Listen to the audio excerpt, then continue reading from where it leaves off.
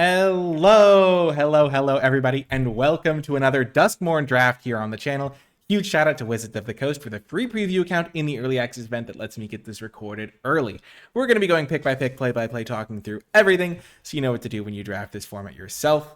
I'm super excited, and I am looking forward to what we open. Okay, our rare is Roaring Furnace, Steaming Sauna. So in a red-blue deck, it is both a kill spell and a card advantage engine that can win you the game. So this could be a good excuse to try out the red-blue deck. The good thing to note about this is you can also just play it in a blue deck and splash the red portion. So you have a card advantage engine and eventually you find a red source and use it to kill something. So I think that's going to be the pick here because you don't really need to be just red-blue, but it's better if you are, I think. And then other than that, there's Glimmer Seeker, which is cool as an attacker that can make you an extra 1/1 if it survives and draw you cards. In the commons, I really like Spine Seeker Centipede. It's a 3-mana 2/1 that can get you a land and then grows if you get Delirium. And then I also think Unsettling Twins is pretty good. If we care about rooms, though, maybe we'll get this one on the wheel. Because 3 mana to Manifest Dread is a bit expensive, but if we get some room action going, it could be better for us than it is for other players. I don't think this card's great, but we could use it to unlock some doors. And yeah. Overall, that's kind of the pack breakdown here. We've got our Roaring Furnace. And I do think Fear of Isolation plays pretty well with rooms in general. Not necessarily with this one, but unless you're just picking up the Roaring Furnace part and you haven't activated Steaming Sauna yet. But that is certainly a valid thing to do. Get an extra removal spell out of the deal. It plays great with things like Glassworks, where you can pick the thing up and deal extra damage. I think it's a really good card. Also, if you manifest it, you can flip it up and it just is a 2/3 flyer without having to return a permanent. I think generally returning a permanent is upside, though. There's also a Trapped in the Screen as a removal spell, and then the Glassworks. Glassworks might just be better for me, just as a straight-up kill spell. It doesn't need any synergy pieces. And yeah, that's kind of the two logic pieces for that one. I feel like this is more my sort of card, but not being able to cast it early is a downside. I'm just going to take the Glassworks, make sure I get my removal sorted. I'll then have 2 removal spells and a card advantage engine in only 2 cards. And also inevitability from this thing picking things. Okay, and now I get to take a Scorching Dragonfire, I believe. Normally, I think pack 1, pick 1, Scorching Dragonfire is going to be close with the Spine Seeker Centipede. In my specific circumstances where I already have red card and red card, because you don't need to play the Steaming Sauna part. You can also just play this as Roaring Furnace. The benefits of just getting another red card is pretty huge. There's also Underwater Tunnel Slimy Aquarium, which is another rooms card that I like. And Fear of Abduction, which led to one of the most complex rules interaction questions I had, where just nobody seemed to be 100% sure how it works. But I am almost positive, I'll have to see it in action to truly believe it, that the card that you exile as part of casting it will come back to your hand when Fear of Abduction leaves the battlefield. That's what the general consensus was in the conversation I had about this card, where I was like, oh, I'll ask the community what the ruling is on this. And then the folks that I normally ask, who are pretty good with the rules, we're pretty sure, but I'm still not 100%. I'm pretty sure that you'll get the card back, so that's what I would count on if I was playing with the card. Ooh. Oh. Ooh. E. Gosh. I cannot. Oh. I realized that the more sound effects I made, the more ridiculous it was. And then I was like, oh. And then I laughed, which was just another sound effect on top of all the other sound effects. This is an interesting pick. There's a Mirror Room. So if a triggered ability would trigger, it triggers a second time. But if I unlock it, I can create a token that's a copy of target creature. So that's pretty good. And I can get 2 triggers for my rooms, I think. So that's pretty good in the late game. However, I'm just going to take Scorching Dragonfire. I still don't need to be this blue rooms deck. Stay Hidden, Stay Silent is also good. This is a really good red card. It's so tough to justify taking a finicky card and a 7-mana play when I could just take this one and I already kind of have some card advantage built into the rooms naturally. I also don't have a huge incentive to just take rooms. I'm just taking good cards currently. And currently I'm just mono red, and I could go any direction. There's also good white cards, so I could play red-white. Nothing needs to be done that's insane here. Now it's interesting, because now I have this guy, and this guy plays better in a rooms deck. And I would like to be blue, so I could play this Screaming Sauna, the better half of that card, arguably. There is also a Balemerc Leech, where if I'm playing a black-red deck, having some enchantments as fodder could be good as well. And then there's Haunted Screen. There's also Flesh Burrower for a red-green deck. Carnival for a red-white deck. I think it's between the Soul Rager and the Balemerc Leech. I'm going to take the Leech because I think I can get the Soul Rager later if I end up being in a Rooms deck. I don't think anyone else wants that card, even remotely. And I think this could be a good start for a Sacrifice deck. I feel slightly vindicated here. I mean, Killer's Mask is also pretty good in the Sacrifice deck if you can sacrifice artifacts with some of the cards. This is good for a Sacrifice deck. There's no cards that I would care about for a blue-red deck. I just think this card's bad. Like, Giving Stuff Menace is not terrible, but it's just not great. This card's okay. The Percussionist is not my favorite.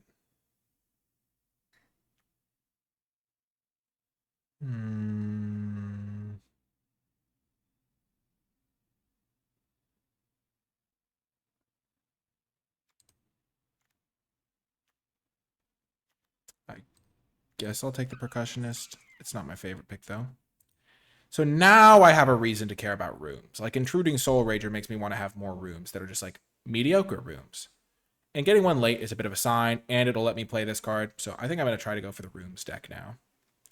The only thing I missed out on was a 3-mana 1/4 that is sometimes going to be a 4/4 that I can probably get other copies of later.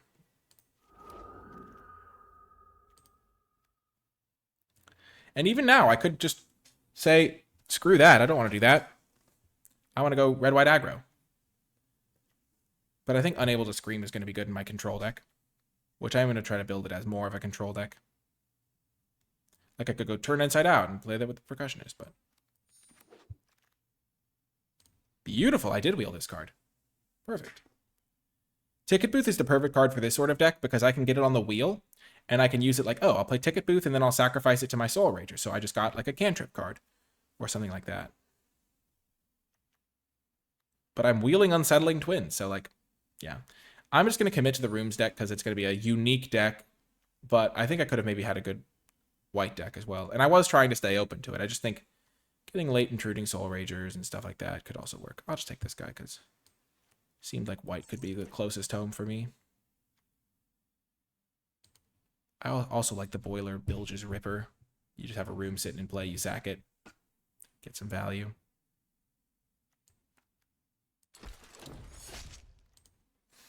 Boiler Bilges it is.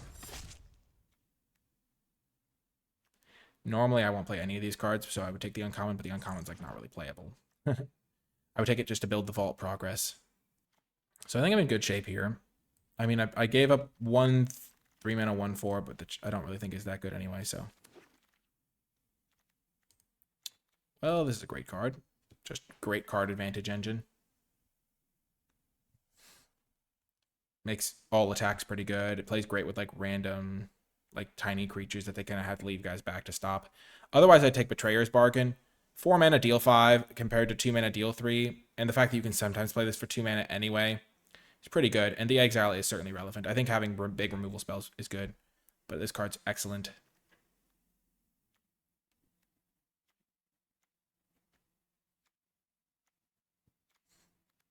I guess with 2 Boiler Bilges Rippers, maybe I would play the Percussionist.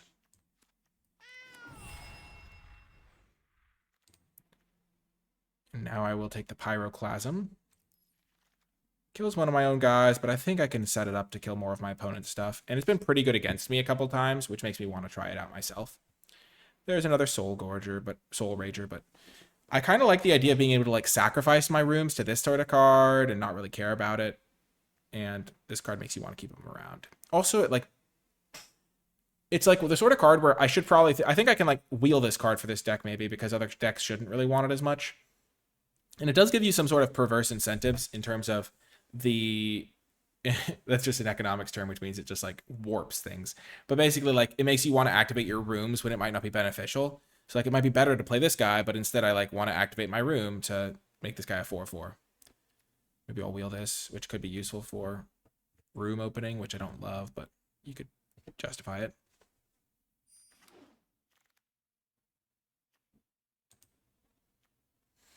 I got an Impossible Inferno, and I'm not afraid to use it.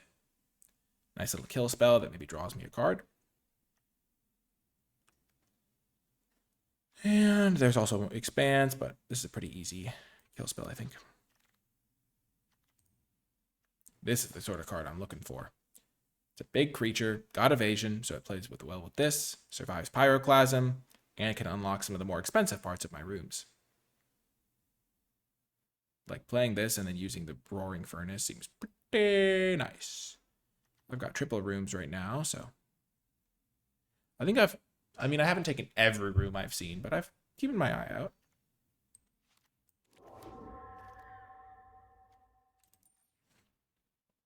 Okay. I'll take Fear of Imposters.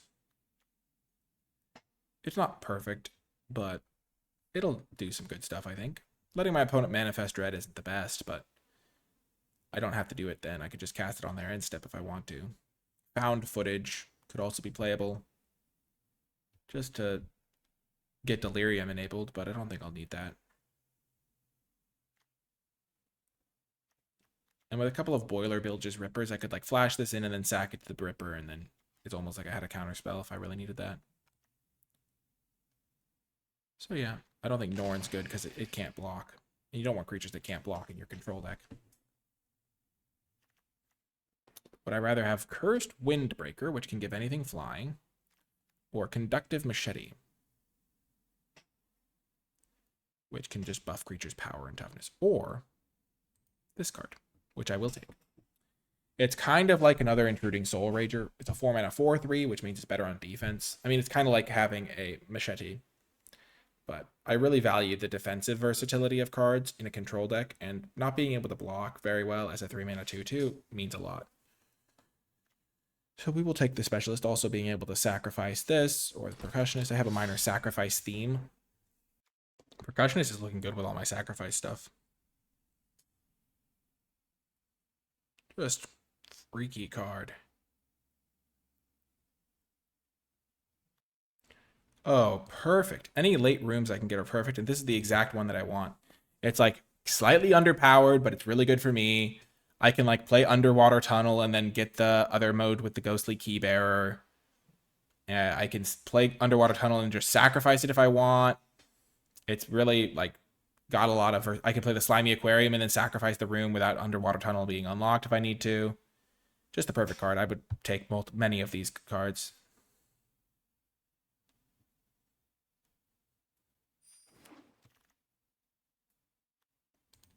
Okay, I'll take another Inferno. Creature or enchantment are the only things that can be sacrificed. Worth noting, because there was like an artifact at one point I was thinking about. Black-red was maybe open. Like I remember I said the Balemerc Leech. I was like, oh, black-red could be a deck, but I think I'm happy I went with this blue-red direction. What? What? Why is this card wheeling? Why? Why is my voice up an entire octave? Ah! I don't understand. I'm not complaining, mind you, but I am shocked. I'm stunned. I can't wheel a Raging Soul Forger, but I can wheel... I guess I can wheel a Raging Soul Forger. A Rampaging Soul Rager. But, I mean, like, this card's, like, the best red common. At least, that's my current perspective. And it's just wheeling? I've chosen the right colors. Good job, Nikolai. Drafting skill pays off once again. Self 5. I will take a Bedhead Beastie. Just a nice top-end finisher that can also be a land. See, I told you, I didn't need to care about the Soul Ragers because I can get them in unlimited numbers. Okay, my deck is basically complete going into pack 3. Let's get a good one. And I think this one is. Like, this is a weird one for sure, but I think it's good. So you exile cards from graveyards. So it kind of messes up opponents a little bit in that regard. And then you can sacrifice it to put each creature exiled with it onto the battlefield with a flying counter, and they're all 1/1s. So every creature is just like huge. Is tiny, I mean. But like this card will still be a 4/1 because if I have rooms. I'm totally taking this. It's going to be sick. I'm going to play this on turn 1 and my opponent's going to be like, oh no, I can never win. There's also this card, which is okay. There's a tunnel / aquarium, which I would love to have, honestly. But I just think I've got to take the vacuum. At least it's got to be a good experiment to see if this card's good, because it looks good to me. I'm like, oh my gosh. Not only does it mess with Delirium, which it wouldn't be worth it if it just messed with Delirium, but it's so good with the Soul Ranger. You just get a couple of 4/1 flyers. Boom! Not a good synergy piece with the... Whoa! I'm starting to sound like Mario. That was the first half of a major wahoo! Which is uncannily accurate and maybe is a problem because Nintendo is maybe a litigious organization. I got to be careful with my sound effects because of my incredible impersonating skills. But the vacuum is not a great combo with the Dragonfire because this exiles, but I still think it's good. And Roaring Furnace is going to be excellent. I mean, this is the deck for it. I'm going to crush them, folks. This is going to be an absolute massacre. I've got a board wipe. I've got killer removal spells. I've got win cons. Oh my gosh. I just get a 2-mana 3/2 that makes me treasure. I wouldn't mind this guy, honestly. He seems okay. Or this guy. This guy especially because I'll be able to get him to attack and also survive Pyroclasm. But I think Piggy Bank getting me a treasure is just way better than that consideration because Pyroclasm is 1 card in my deck. And so, like, I can just trade that off beforehand or something like that. And the treasure is so relevant. It just speeds you up, like, exponentially sometimes where you just need 1 extra mana. Bedhead Beastie. I'm not sure I even want to play the Bedhead Beastie, honestly. No reason not to be honestly here. Gosh, this deck is so sweet. I'm just, like, so excited to play it. Like, I just want to be like, I want to go. I want to go, go, go. Look how many spells I have here. I'm not going to play Turn Inside Out. I'm not going to play the Percussionist anymore. I will play Unable to Scream, I think. I don't need to splash anything. And Trials of Agony is not my favorite card. I don't think it's very good. Because the fact that you don't get to kill what you want. So they have like 2 creatures and you kill like the worst one. Kind of tough. Even though it is only 1 mana. So like, but like oftentimes their second best creature you don't care about killing. Yeah. Unable to Scream is going to be good. Sets me up for this Pyroclasm. Gives me a cheap card to play while I'm playing my more expensive card advantage. And then I can always sacrifice it with like a Diversion Specialist or a Ripper if I need to. Oh my gosh. I love Chainsaw. I love Lamp. I love Chainsaw. You kill something and then any of your creatures becomes a monster with it. I only have 11 creatures, but I don't care. I mean, I'm just going to be killing everything, getting card advantage. Wheelin', dealin', Chainsaw plus the Tunnel of... This card's called Tunnel of Hate?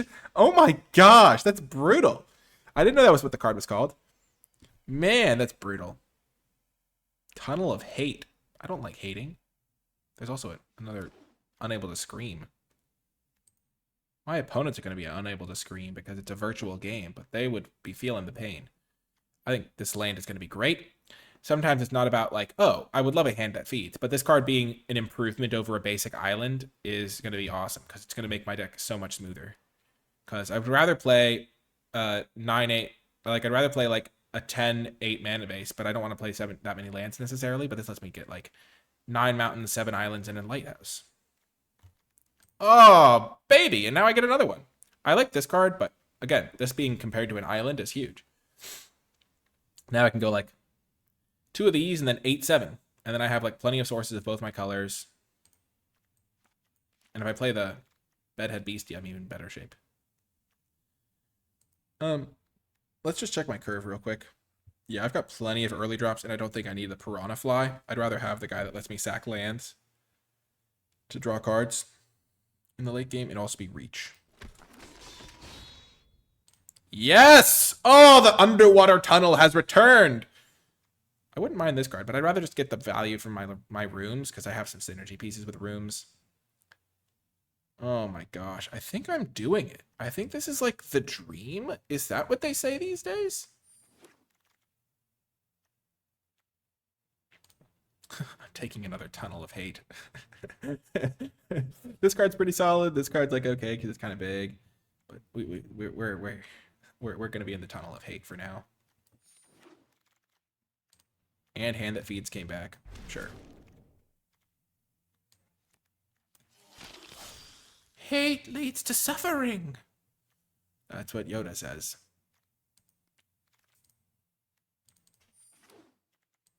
Oh, I didn't know if you double-clicked a card, it took it. That's kind of funny.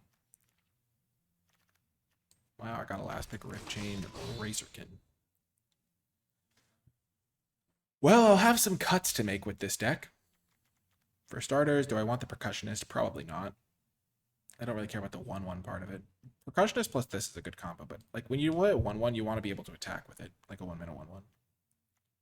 Hand that feeds could be okay. I like cards that come back and are good with Ghost Vacuum, so like this comes back and is huge. This can come back and get me another treasure. This can come back and have its ability. I definitely don't want 2 of those. Bedhead Beastie. I'm gonna cut that.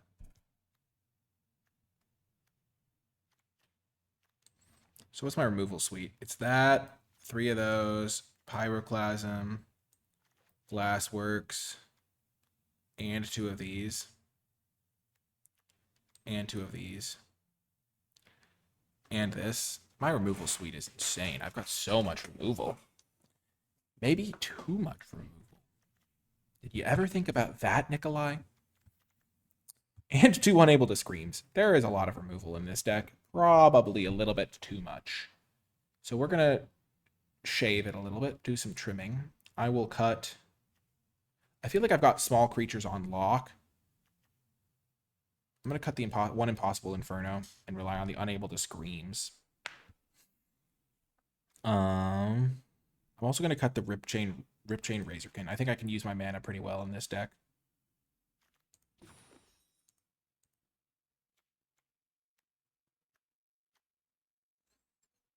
I kind of want to cut Hand that feeds.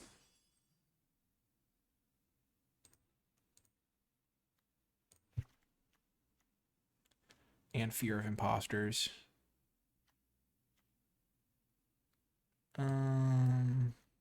This card's not great, but I think it's going to be okay for me. Maybe I'll only play 1 of those. And then 1 of those. Creature count is low, especially for this thing, but we will try it like this, and we can always make changes. Like, we have all these options. We can add another one of these. We can add another one of these. We can add this guy. Unable to scream. Yeah, we'll try it like this for now. I think the Bilge's Ripper is going to be pretty solid. At least that's my expectation. But yeah, I will try it like this, and I'll see you folks in the games. Before I get to the games, I want to give a huge shout out to all of the patrons who support my channel at patreon.com/NicolaiBolas. If you have been enjoying my videos, finding them helpful, if they've been helping you have more fun playing Magic the Gathering, then becoming a Patreon supporter is the best way to help me make more videos going forward. You'll also gain access to some exclusive rewards like my card-by-card draft tier list for Duskmourn and also my format thoughts document for Duskmourn, where I write some detailed analysis to help you do better in your drafts. I want to give a special shout out to those who support at the credits level. It really does make a big difference. And I just want to thank everyone on the Patreon in general. It does really help the channel grow and thrive. Without further ado, let's get to the games. Welcome. On the draw, we'll keep this. Got Pyroclasm to maybe get him. Our opponent has greeted us.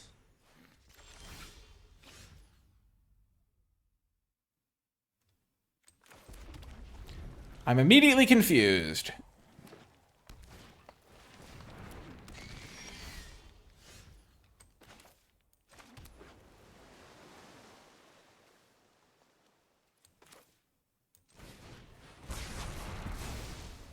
I'll just kill that now.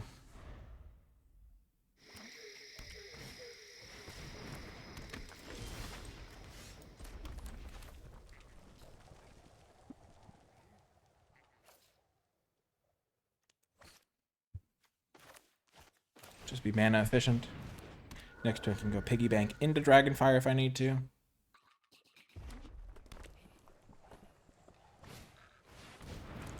Okay. Well, that's kind of a freaky animation. Also, I find it more pleasant to turn off the screens on the other side.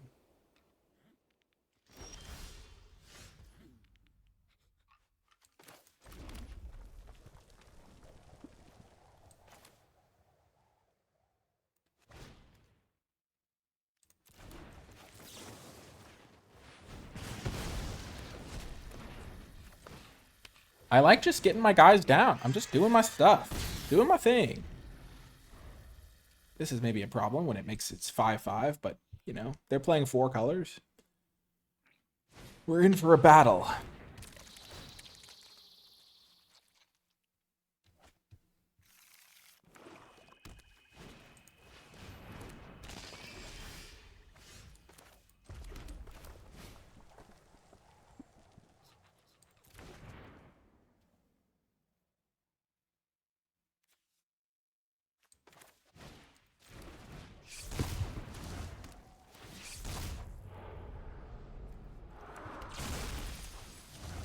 I was really hoping to draw this card. I guess I'm learning my lesson. Sure.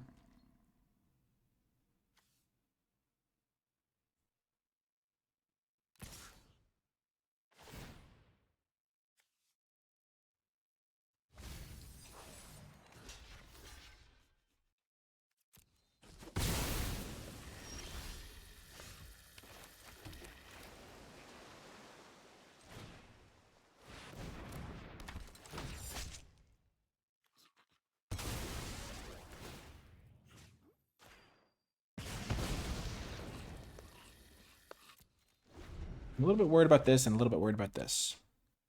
That's what double blocking's for, though, they say.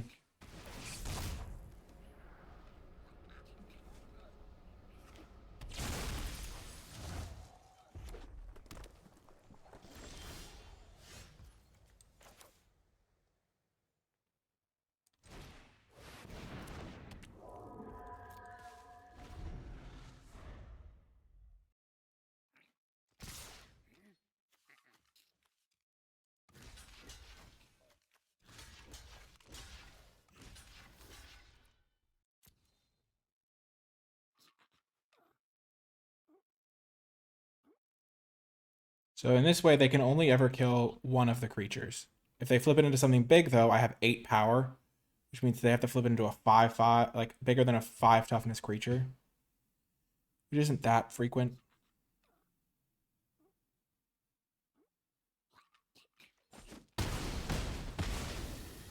Perfect. So I traded a 5/5 for a 4/4. Big win for me. I'm about to get a new 4/4 from this thing. I'm going to kill this. Oh.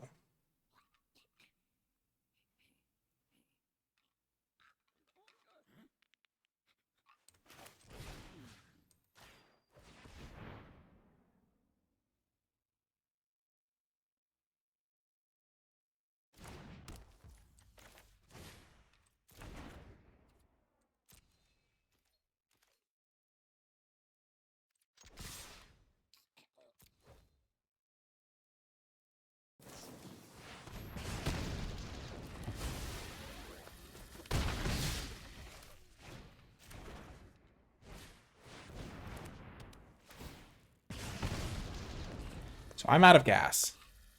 But I found a good answer to the beastie. I have a kill spell for if they do draw something good. He says, before he gets absolutely wrecked.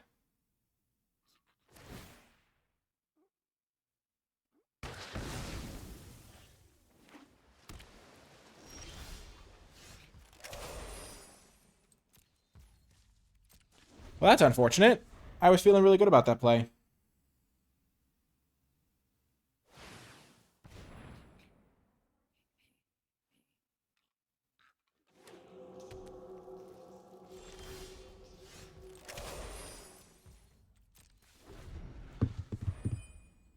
I feel like I will be in good shape here because I have a lot of really good top decks. But they have this thing, which is scary. So, like, now I'm losing.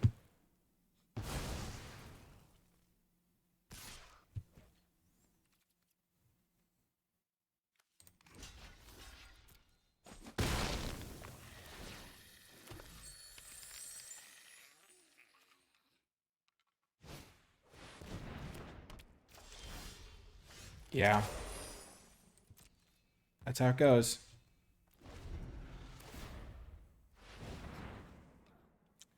I made one slight error, and it's going to lose me the game.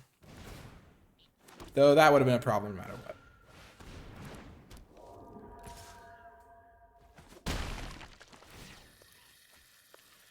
This is also one of those games where I think normally by the time I'm halfway through my deck, I'm like probably going to find one of my two card advantage rooms.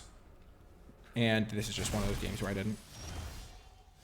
Yeah, I can concede now. I just didn't get anywhere down the stretch. Like, if you look at the composition of my deck, I think when we got into the top deck war, I was probably favored. Because I'll just highlight some of the cards that I can draw there, just so everyone is on the same page. If I draw this card, I'm in pretty good shape because Surveil 2 is really good in those spots. If I draw this card, I'm in really good shape because drawing an extra card every turn is awesome. And if I draw, like, this guy or Enduring Curiosity, that's pretty good too. I have removal spells. I've got this Ghostly Vacuum. You can start getting some stuff back for me. Like, I have like 5 or 6 really good draws there, and I just drew all lands, so that's how it goes sometimes. I kind of want to bring this card back into the mix. Also, the Unable to Scream was pretty nice.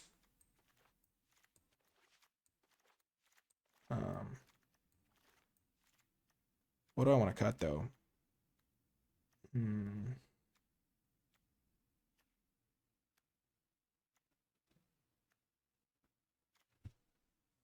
This card could maybe be worse than a Inferno.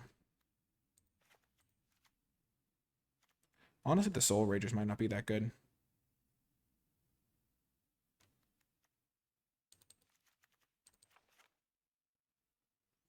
Soul Rager's just kind of cutesy. Yeah.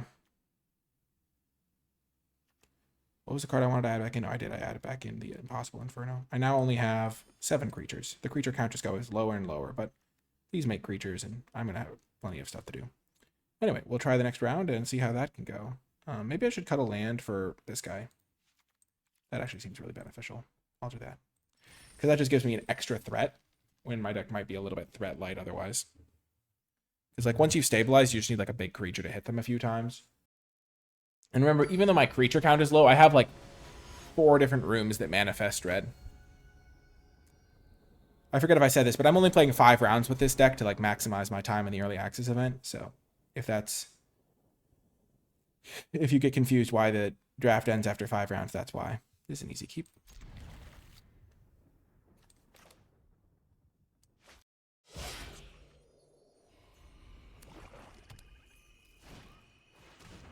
Okay.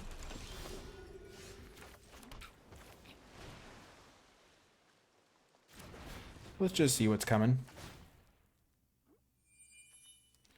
I will keep neither of these. Because I essentially have 3 more lands in my hand already.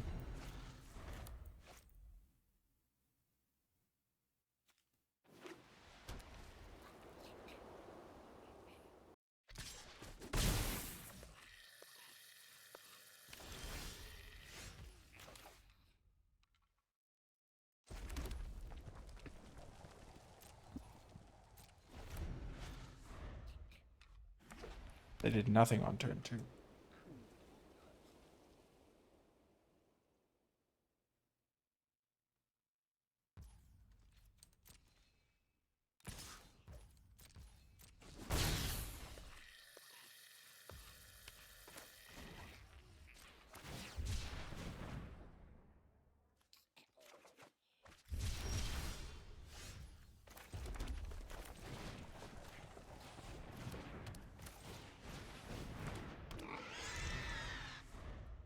This is like a temporary Unable to Scream, because later I can sacrifice the Unable to Scream to kill this thing, or something of that nature.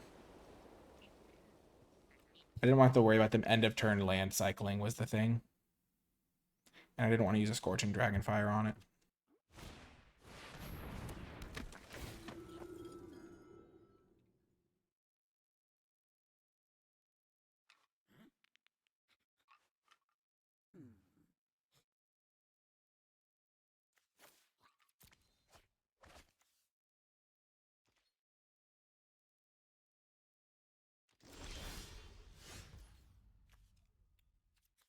useful, maybe.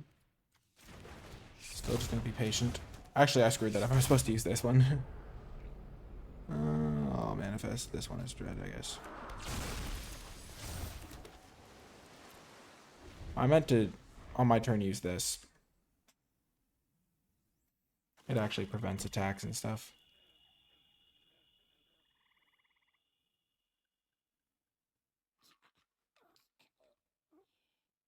I was like, oh, I'm manifesting this turn, and then I was like, oh, right. Wrong one.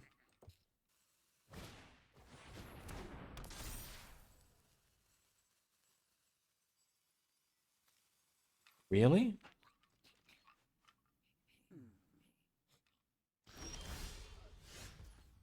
I'm stunned that that is their best play.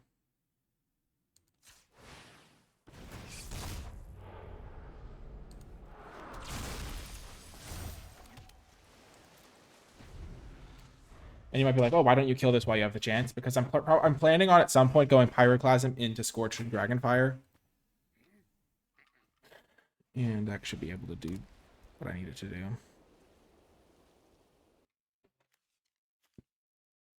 I can flip this thing over, start sacking these to draw more cards, which is kind of the goal. That's kind of like what my deck does.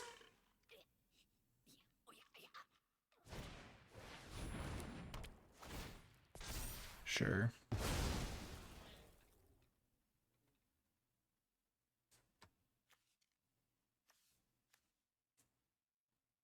Oh, that's going to work out so well for me.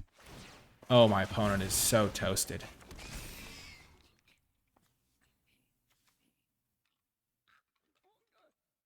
Maybe not toasted, that's the wrong word, but...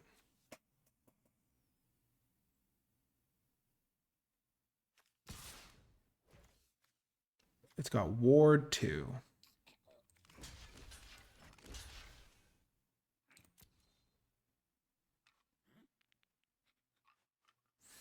So because I get a treasure from this, this is going to work no matter what, and I don't have to worry about it. I guess I didn't need a double block, technically. This is going to be sweet, though.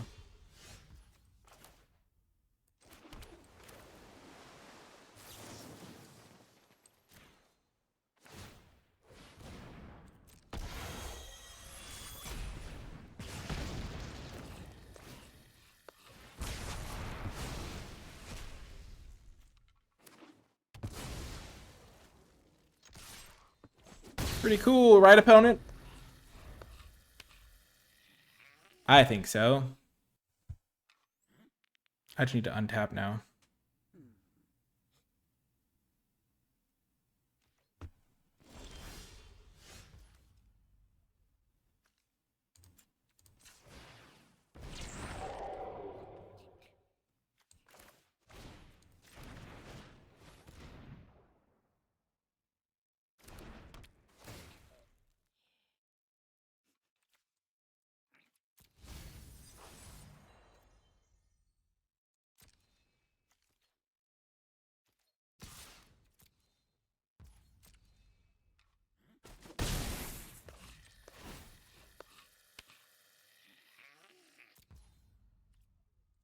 I'll wait, because maybe my opponent will play the discard card, and I want to make sure it's protected.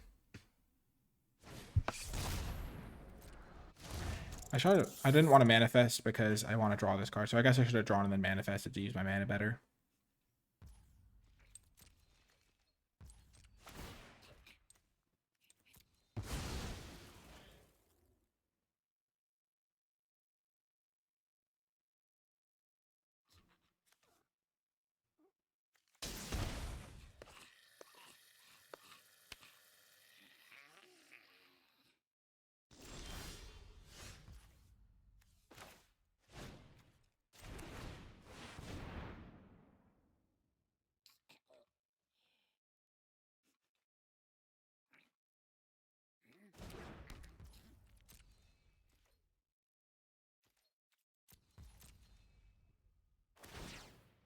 I could have attacked there.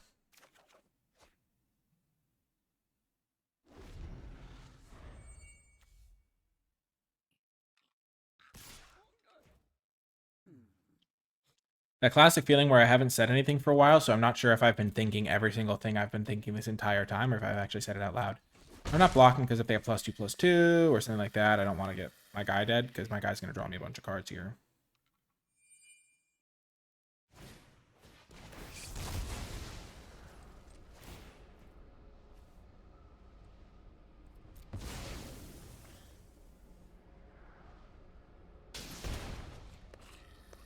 Nice.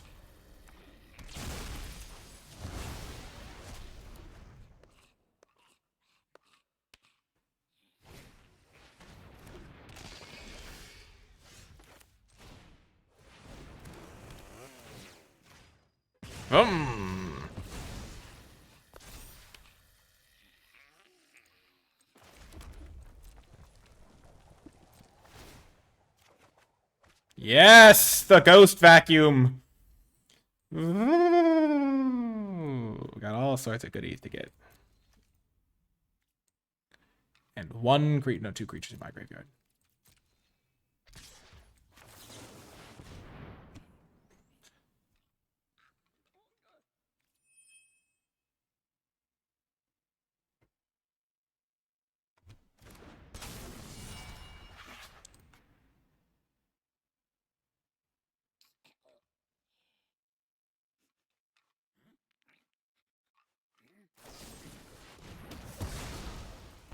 Okay.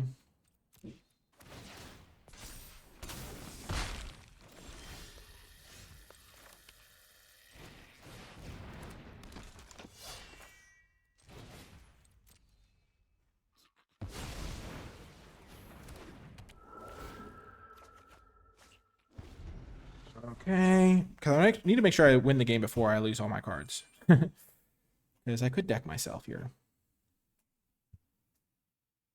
Hard to do with the chainsaw. One of the reasons I like chainsaw in this deck, but...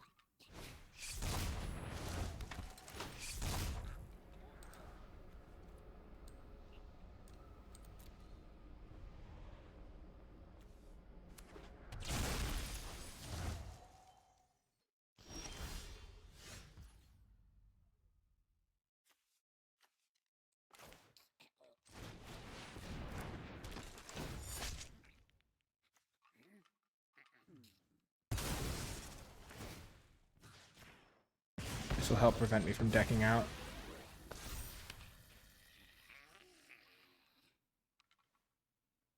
This can always sacrifice stuff too. Well, that's a good card to take with the Ghost Vacuum.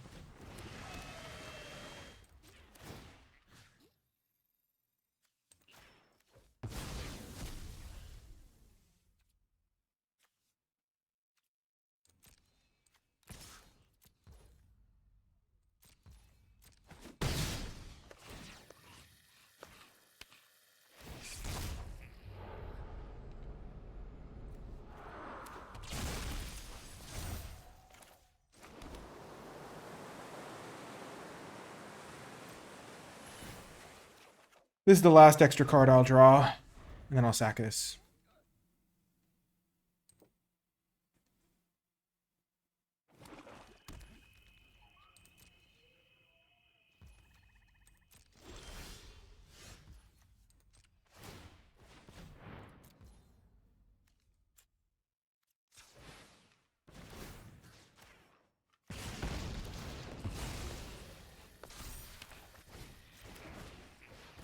I feel like I'm going to win a lot of games like this where I like use all my cards, but it's like not particularly close by the end.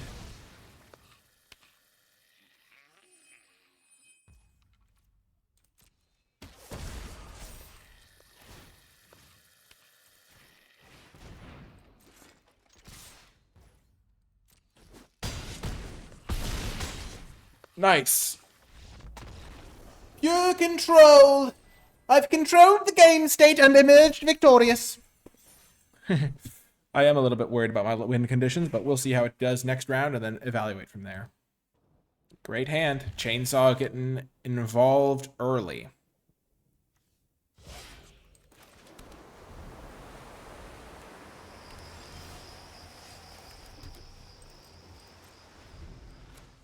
I'll still cycle this, I think, on turn 2.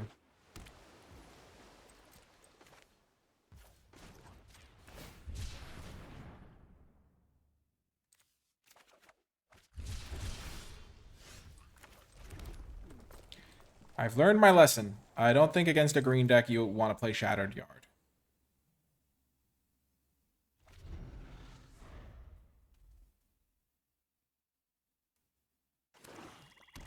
Not that I could have played that turn anyway.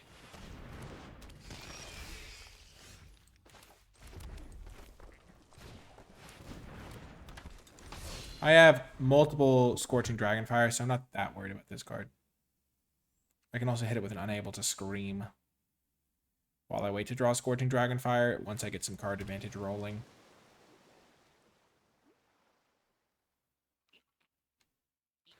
Looks like they're splashing green, which means that I should be fine to play this card as just Shattered Yard.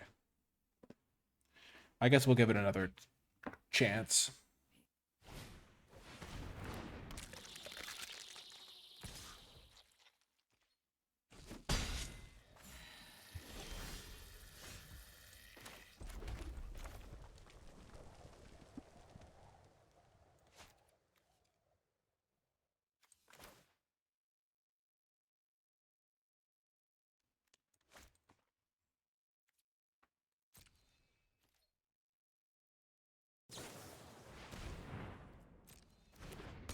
Sure.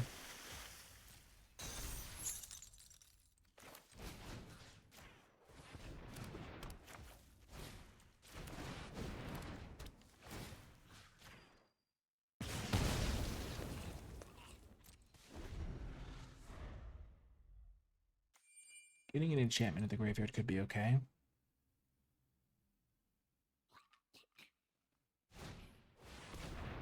Oh no.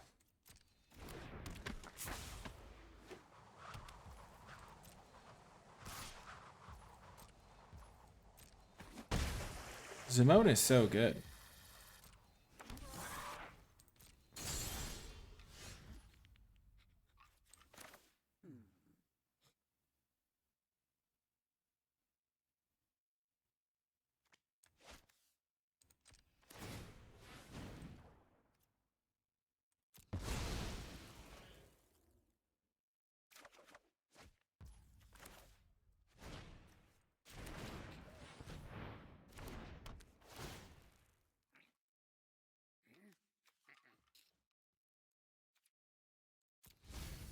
I will keep Pyroclasm.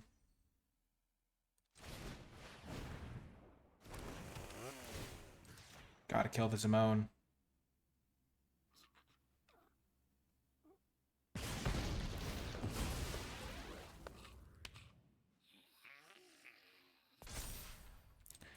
This coming turn, I'm going to take a bunch of damage. But what's going to end up happening is I'm going to be able to use this to zap this for 3.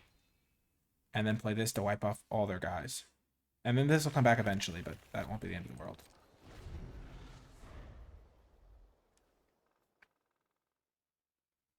And I'll be at 9. And if they play another small creature here, like if they play a couple Manifest Dread creatures, which could totally happen. Oh, that's perfect.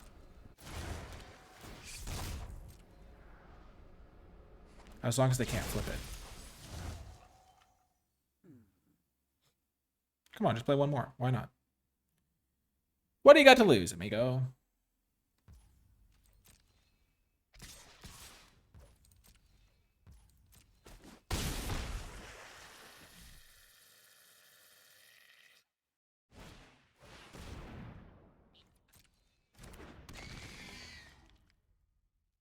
Not the best outcome for me, but that's okay.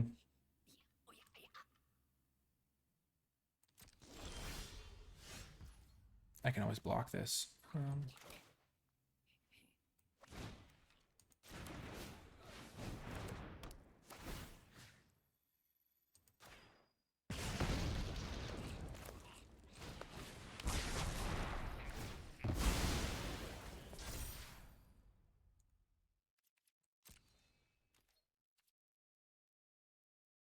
I'd rather have 4 damage or force them to equip the mask, which costs 2 mana.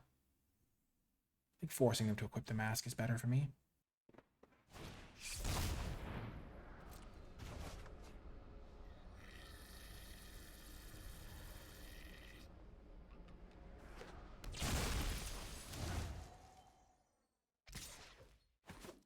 Oh, we've got trouble.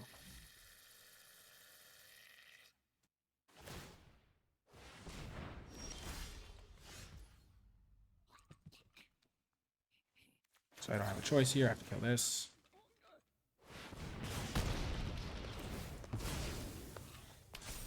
Missing lands is tough here. If this is a creature I lose. Too much. Oh, man.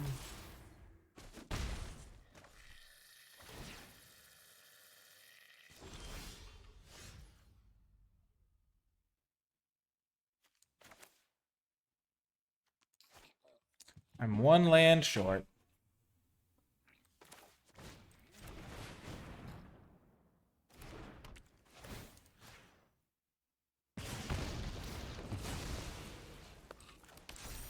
I was so close to pulling this off.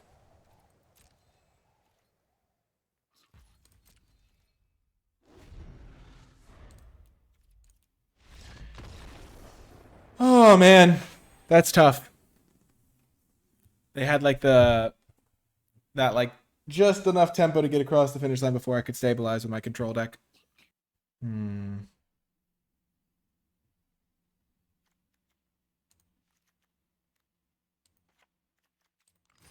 Just add another cheap removal spell. Maybe I'm going the wrong direction and I need more threats, but I think the 1-mana removal spell has been really essential for my comeback potential. And then I make up for any 2-for-1s I give myself with that later with card advantage.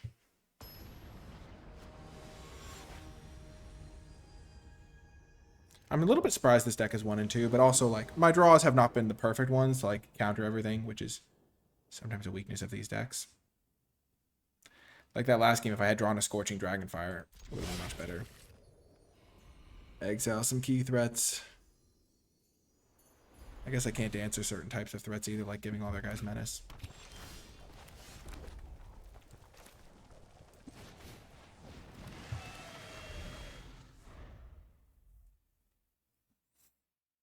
I'll just do this while the mana's available.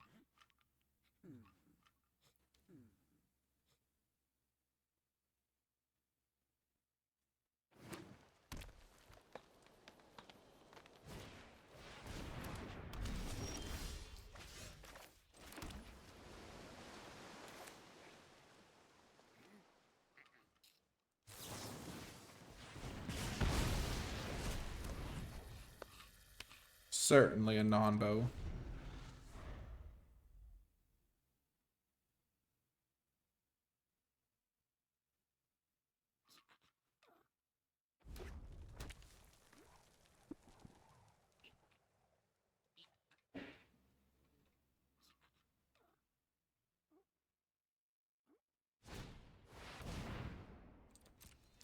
That's interesting.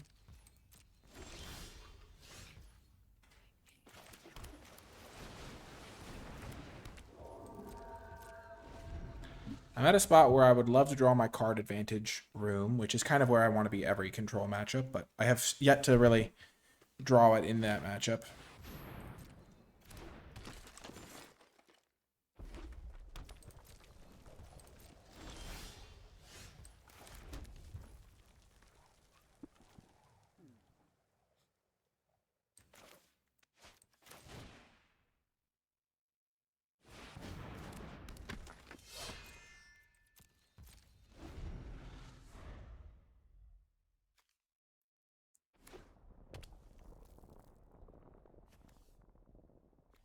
Is there a red-green deck that's splashing white, it looks like? Sure.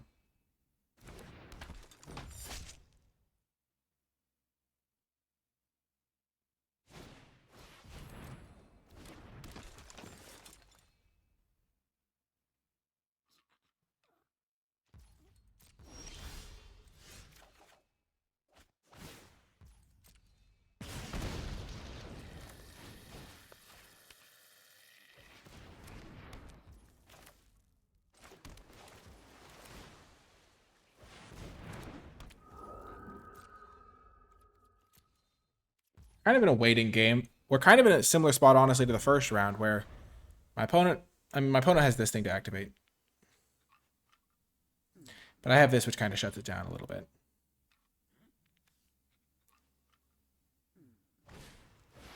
Actually, I might not be able to respond to it because they don't target, but...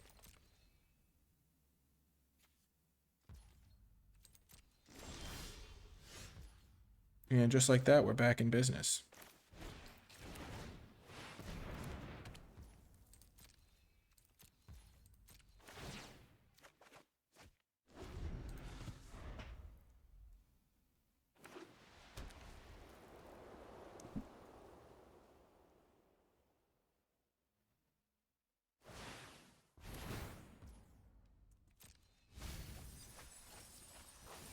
Yeah, I don't have an opportunity to respond.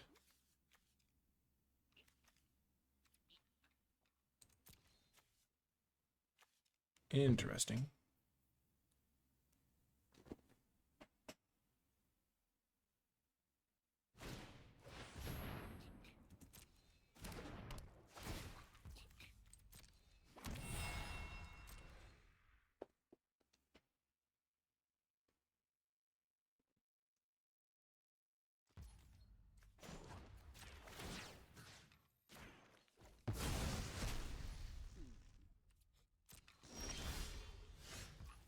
So I can hit them and deal 3 to something.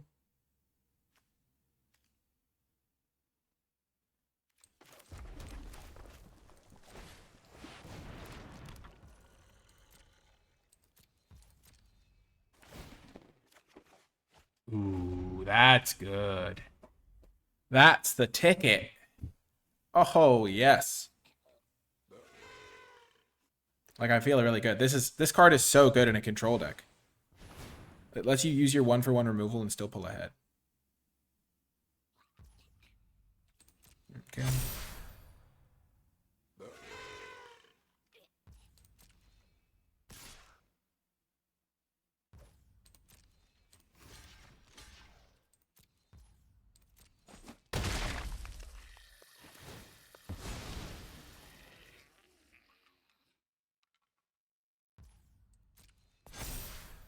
Okay, I'm gonna have to kill this thing.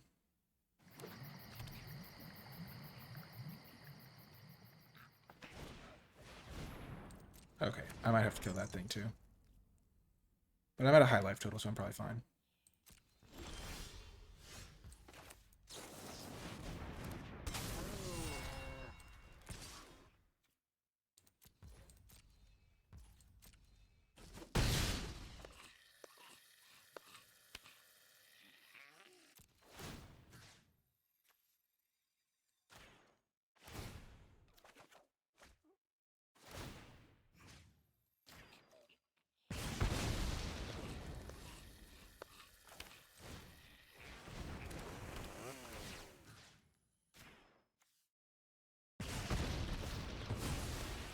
I needed to keep this enhanced that I could... I mean, I maybe didn't need to do it that exact way, but I needed to make sure I kept some cards in hand. For, making sure I had enough cards to deal the damage, but I probably could have done it the other way and it would have been better.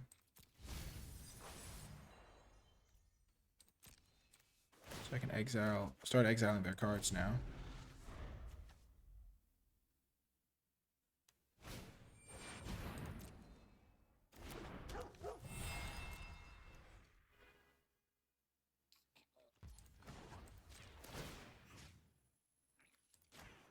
If I can kill this thing... no, I'm gonna Dragon Fire it, I think. So it gets exiled forever. But if I could kill it, then that would be a good combo with this thing.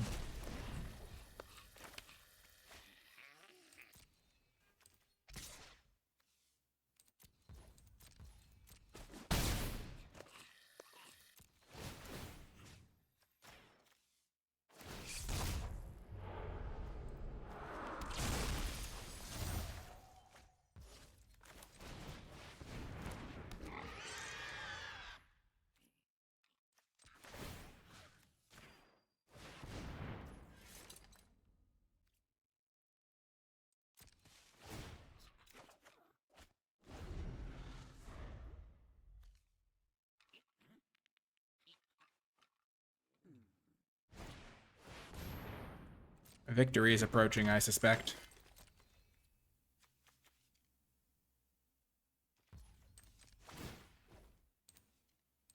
For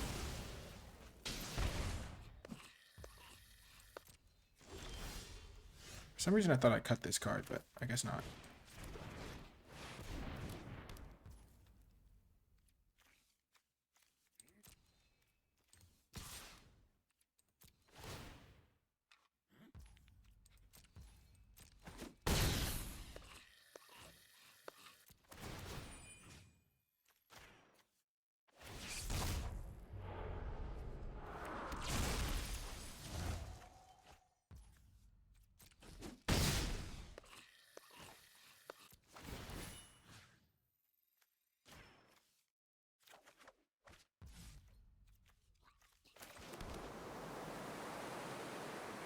So I can sack 2 rooms and win.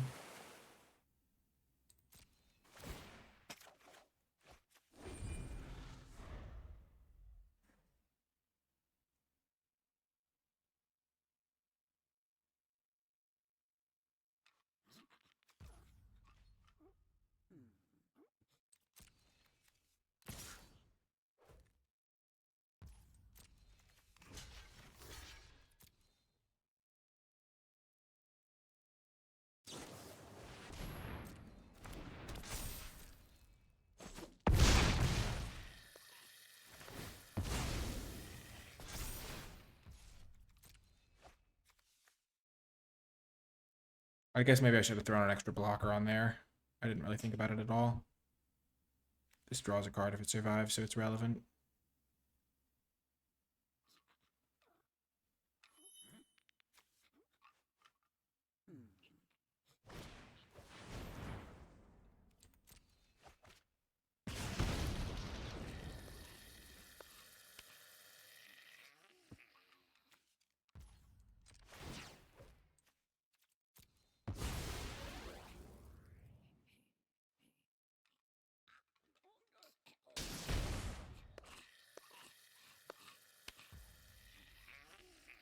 I don't need to slow roll this.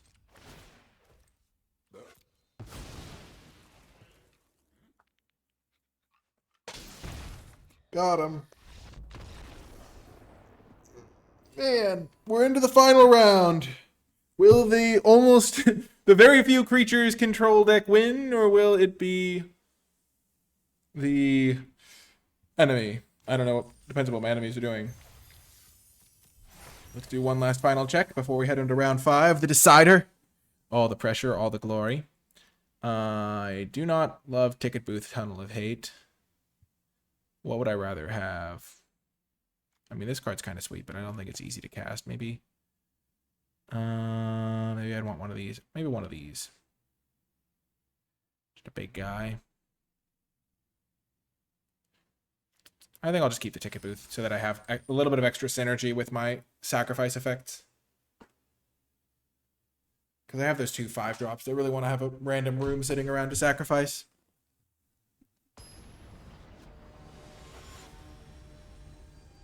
And it's time for the final round. We have a good opener. The Double Roaring Furnace. This is going to be awesome. I just have to draw lands.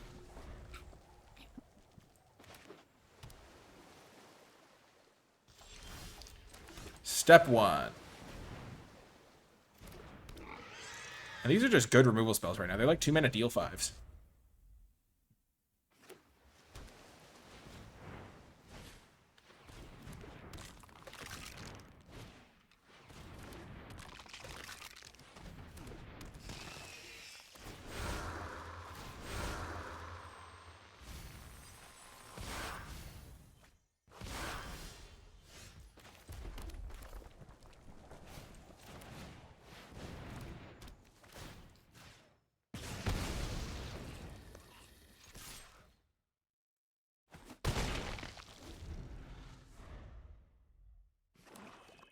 I just had to kill this. My deck is very vulnerable to mill.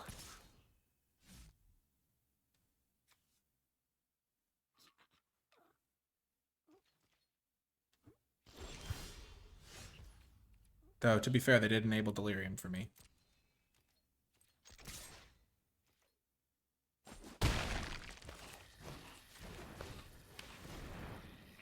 They might have a counterspell, which is unfortunate.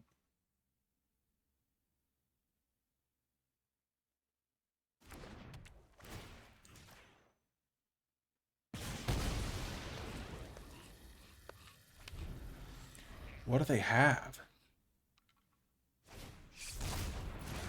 Okay, mask. If I hit a land drop soon, I think I'll be in good shape.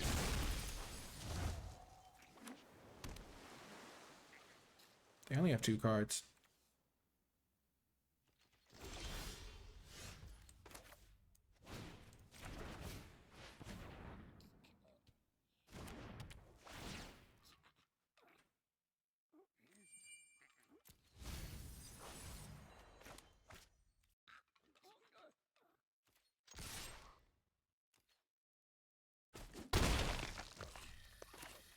So they didn't want to trade, which means I really want to kill this.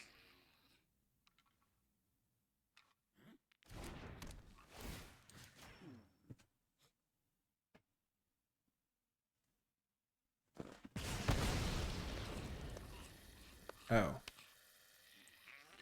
I don't understand why they didn't want to trade. I guess they don't want to give me a treasure. That makes some sense.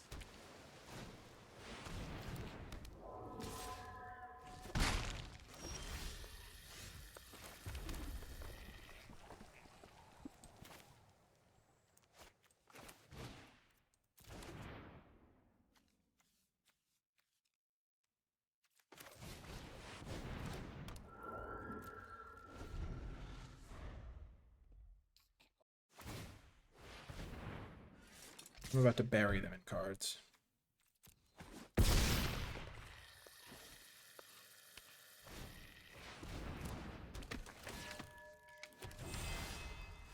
Huge draw.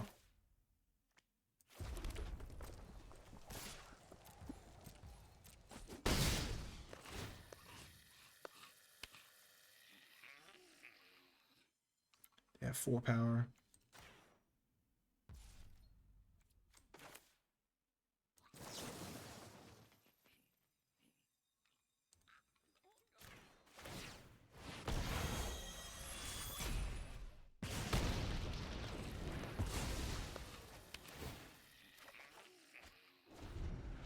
And the next turn I'm going to make a creature.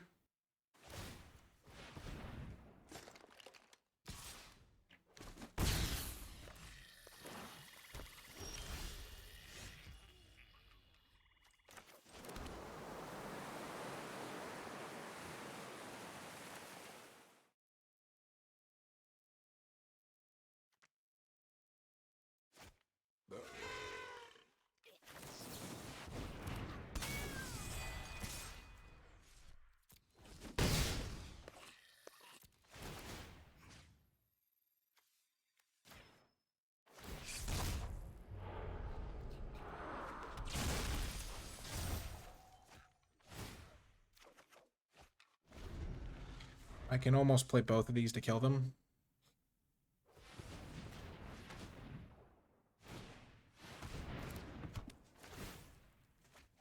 And it might have been safer to play this instead of this, but just trying to think about like if they have a board wipe or something weird.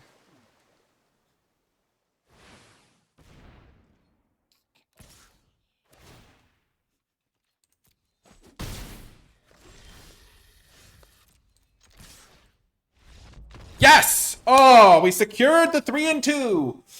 The sweet control deck gets it done. Oh, I'm proud of myself. Let's go. That was awesome. What a deck, honestly. I mean, we kind of crushed people when we drew that rare and we had 2 of it. So I guess it was a good pack 1, pick 1. And I think we had some sweet synergies. We kind of showcased some of the different stuff you can go for. Like, I felt like the deck actually improved when we cut the 3-mana 1/4 guy because we kind of wanted to sacrifice our enchantments to our Soul Rager or to our Bond Boiler Bilger's Rippers and stuff. So that was kind of cool. But if you made it to the end of the video, in the comment section down below, leave #control to let me know you made it all the way to the end because this was such a sweet deck.